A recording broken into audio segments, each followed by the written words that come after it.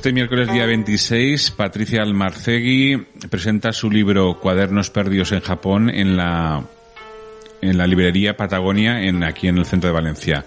Hola Patricia, ¿qué tal?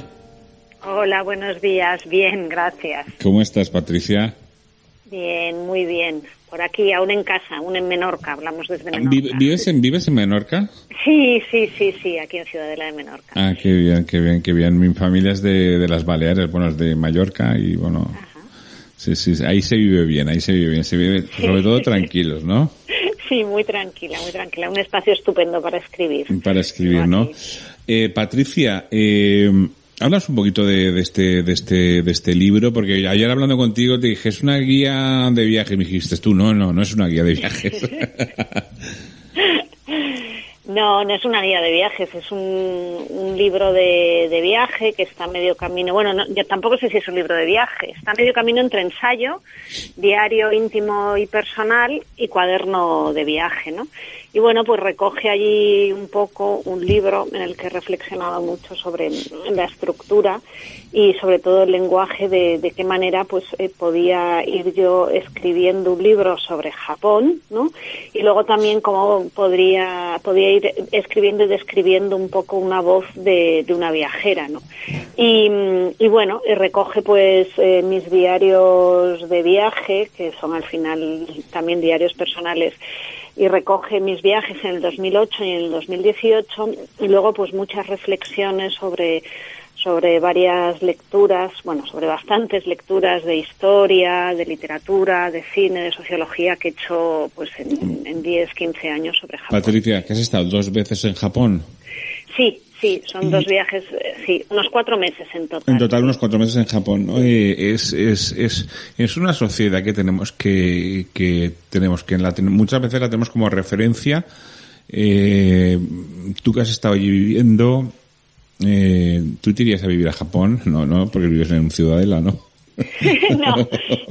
No me iría a vivir a Japón. Bueno, vete a saber, a lo mejor la vida da vueltas. Un tiempo, y quiero decir, yo me voy rápido a vivir a los sitios, ¿no?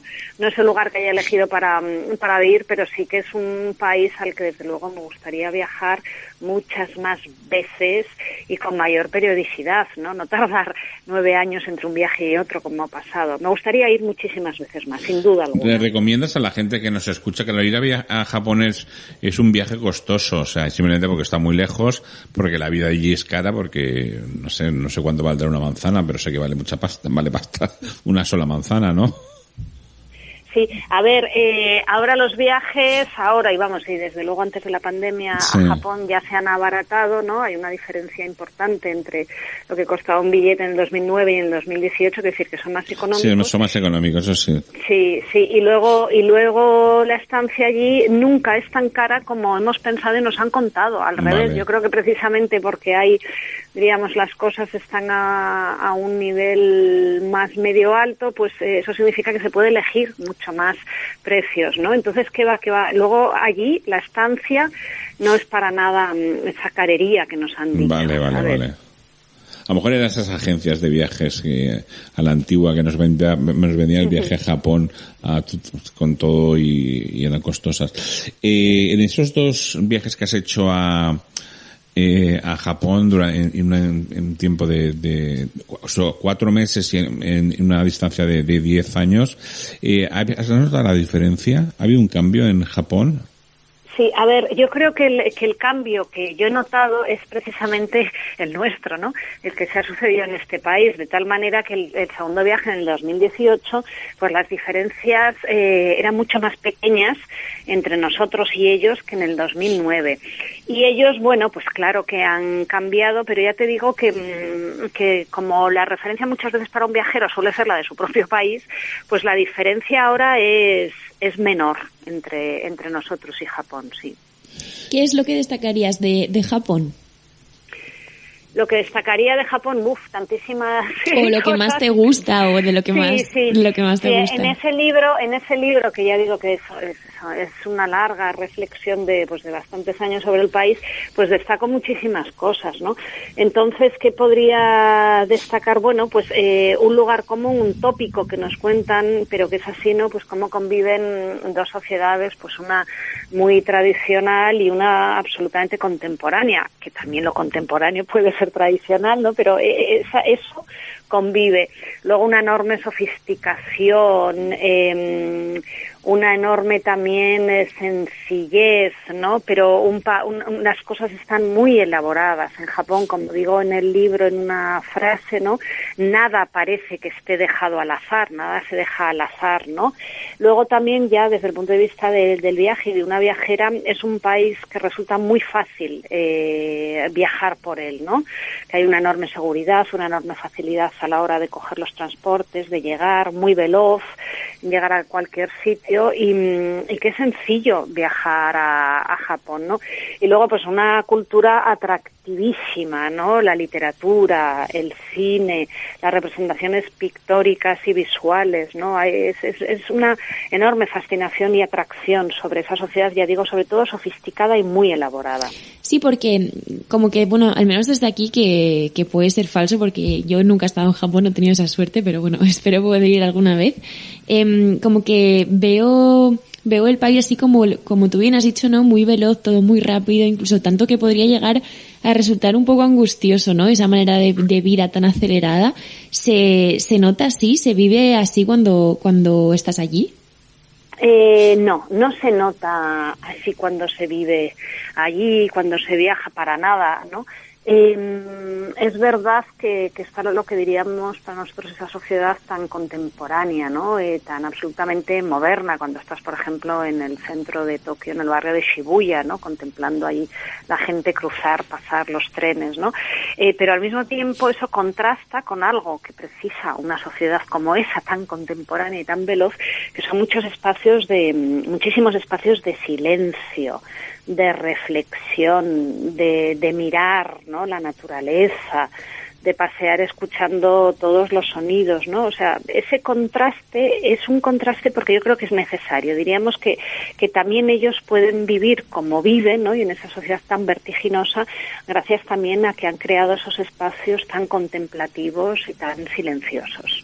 Patricia, ese viaje a Japón es un viaje también íntimo. ¿Has viajado sola? ¿Es un viaje que has hecho sola? Sí, eso es un viaje y ese libro, por eso se llama también, tiene que ver con la pérdida, Cuadernos Perdidos de Japón. Es un viaje muy íntimo y aflora muchas cosas de esa experiencia de viajar, ¿no? Y también de esa experiencia de vivir y de escribir, ¿no? Es un momento, hay una frase también en el libro está lleno de pequeños fragmentos, ¿no? Muy cuidados, a veces no tienen más de 2 líneas, pero hay un momento en el que digo, cuando viaje, escritura y vida es igual o es lo mismo, ¿no? Y hay mucha intimidad. El primer viaje que hago lo hago sola, he estado muchos años viajando sola, y el viaje del 2018 lo hice con mi pareja, ¿no? Entonces, bueno, pues, pero igualmente con la pareja también, pues hay una intimidad muy, muy grande, ¿no? La manera en la que yo se refleja y reflexiono sobre el país en mí, ¿no? También en el libro el cine es un eje, ¿no? Que está en todo el libro, ¿no? Sí, es un eje porque hay un cine, como no, espléndido, esplendoroso, sí. y es un eje, es una manera de mirar, es una manera de documentarme yo antes de viajar, ver películas, y luego es una manera de encontrarme allí con lo que he visto, ¿no? Y es verdad, hay lecturas, hay reflexiones y hay bastante películas vistas, aunque siempre son pocas. Efectivamente, es uno de los temas que atraviesa el libro. Luego también no me lo he leído entero, no me ha dado tiempo, pero pues sí que he visto, por ejemplo, el tema de la espiritualidad, por supuesto, japonesa, sí. la gran tecnología que se vive en ese país, ¿no? Pero sobre todo también la explotación sexual, ¿no? Las relaciones de las personas, ¿no? Es un país que existe ese concepto de gente que lleva años sin salir de su casa, ¿no? Sí, y tenía que hablar de ese tema, el sentido de que para un extranjero cuando viaja a Japón, una de las cosas que parece que tiene que estar a la expectativa es a la expectativa de ver a una geisha, ¿no? De verlas. Hay un par de fragmentos que hablo allí, pues eso, ¿no? Como estábamos a la espera de poder ver una geisha. Y eso también me hace llevar a hablar, ¿no? De la sociedad contemporánea y de la gran industria de entretenimiento que tiene Japón, y como una gran parte de su economía proviene, una buena parte de su economía proviene de esa industria del entretenimiento, ¿no? Que es el anime, por supuesto, el manga, sí, las películas, pero también lo que podríamos llamar una industria erótico-pornográfica, que es potente y de la que hablo allí, bueno, y creo que cuento cosas curiosas, como tú habrás leído, pues por ejemplo, como Estados Unidos, ¿no? Tras la Segunda Guerra Mundial, inaugura una serie de leyes, promueve una serie de leyes contra la pornografía y esa industria que está entonces que aún había empezado a llegar, ¿no? Y entonces como eso también genera pues que subterráneamente, ¿no?, crezcan también y se potencie, puesto que por ejemplo prohíben en teoría la prostitución. De eso hablo también en el libro, porque es una manera, es una forma no de vida, sino una manera de cómo es un país, ¿no? La relación que mantiene con los elementos eróticos y pornográficos también. Luego también es un país que, la naturaleza está ahí, ¿no? No sé, los campos de arroz, ¿no? La nieve, de repente es un país que tiene grandes montañas, que estás a nivel del mar enseguida. Sí, es una naturaleza, por supuesto, hiperpotente, ¿no? Y también, ¿no?, muy potente, y además es que está muy cuidada, se cuida muchísimo la naturaleza, ¿no? En el libro hablo también de la gran religión japonesa, que es el sintoísmo, ¿no? Y el sintoísmo y las primeras crónicas japonesas se basan en la naturaleza, ¿no? El hombre y la naturaleza tienen el mismo origen, ¿no? Y entonces del sintoísmo que cuida y que alaba los espíritus de la naturaleza, los kami que se llaman, ¿no? Pues claro, yo creo que de allí deriva también esa potente relación y cuidadísimo de la naturaleza, las montañas, los lagos, en fin, todo lo que es la naturaleza del país. ¿Hay diferencia entre sus gentes en las diferentes islas que es el archipiélago japonés? Por ejemplo, ya que tú vives en Menorca, y mi familia es de Mallorca y tengo familia en Ibiza, hay una diferencia brutal entre un ibicenco y un menorquín, o entre un mallorquín y un valenciano, por ejemplo. O sea, es que se nota muchísimo la diferencia de un isleño, ¿no?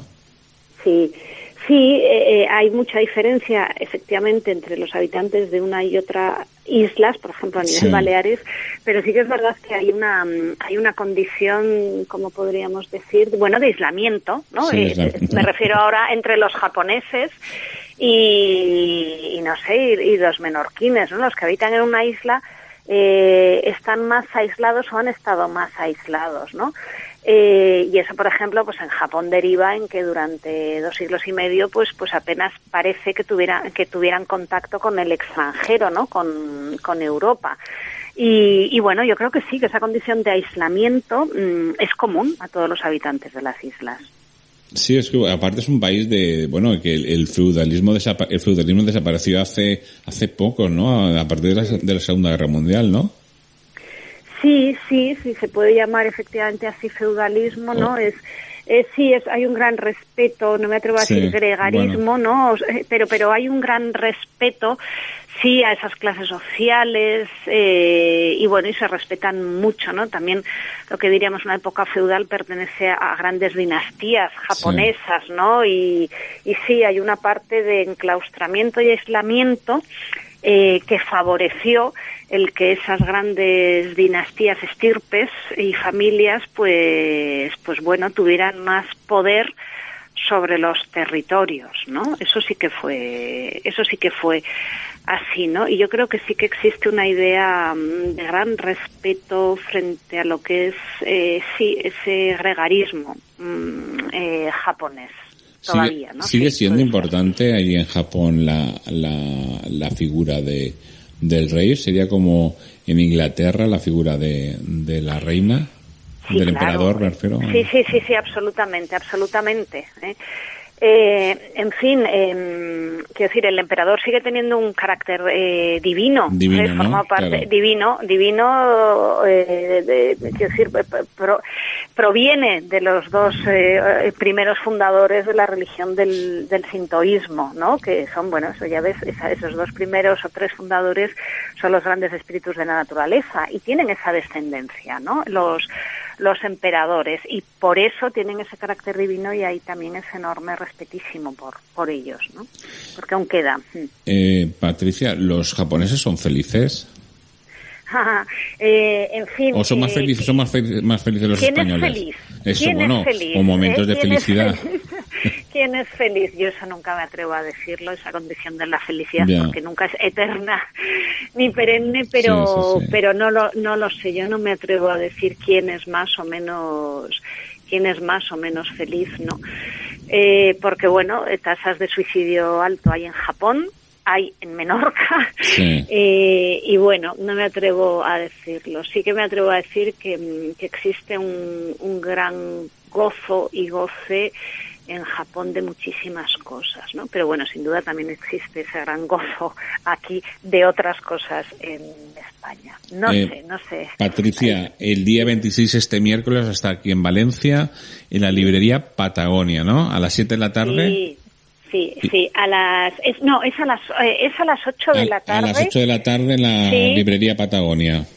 Sí, con Jesús García Cívico, Sí. es un grandísimo experto además en cine, o sea que nuestro estoy amigo encantada Jesús, de estar con él. sí. Exacto.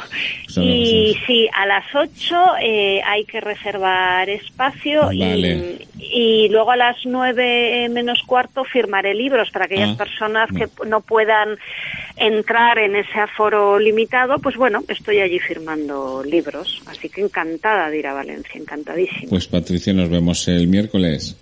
Qué bien, venga. Un Muchísimas beso. gracias, Deu, un abrazo. deu, Hasta luego, deu. deu.